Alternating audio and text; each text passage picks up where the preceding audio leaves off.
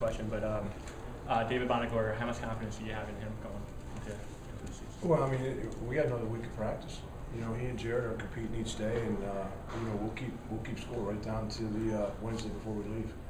David's gotten better, but not to a point now where we can name him the starter. It's still up for grabs. How about a punter? What's that? Michael Centron, hands down, had a great spring. Worked incredibly hard over the summer. He will be our starting punter. He's done a great job in the fall camp. Really proud of Michael because in the spring, you know, there were some areas that he needed to improve in. We challenged him to do that, and he did a great job. He'll be our starting punter. When you have two kickers, obviously we've never kicked in a college football game. What are the challenges going into a game? And keep my hair from going completely gray.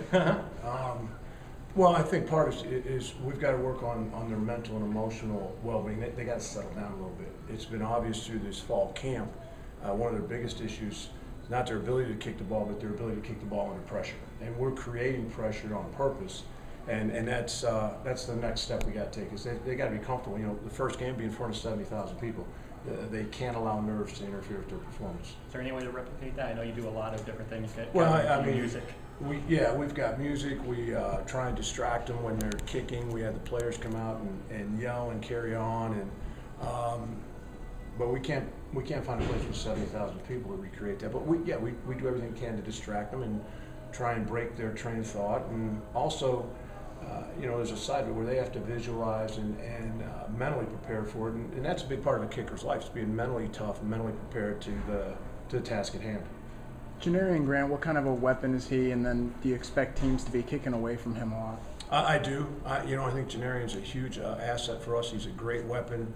You know, I was teasing him a couple of weeks ago. For the last 2 years when I was in Columbus, that was, you know, Thursday, Friday, not a lot of sleep because you don't know what he's going to do. He's that explosive and that dynamic. I think this offseason he's gained some weight, he's gained some strength, he's gotten even faster.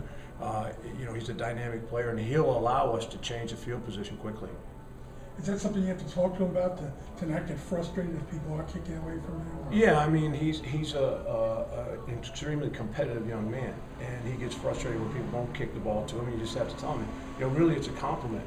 And then, you know, we've got to do things scheme-wise where, you know, maybe we go to a different look so they have to kick it to him. How do you feel about your coverage team? Right now I feel really well. You know, we have worked an incredible amount of punt, which is the right way to do it. You know, you'll punt more than anything else. And I feel very good about where we're at with the punt unit. And the kickoff team has shown, you know, we put a lot of speed on our kickoff unit and shown to be an asset. You know, again, now we got to get the ball kicked where we need it kicked, but right now I'm very pleased with what we've seen. You know, the hard part is you don't do any of that live because of the injury liabilities, but we're excited with where we're at right now. Coach, I know a lot of freshmen make their way onto the field through special teams. Have any of them really stood out to you? Jacobin Bailey's done a great job, and he'll be on a couple of units for us. You know, I'd say right now, out of the freshman class, he's the one that's been the most impressive.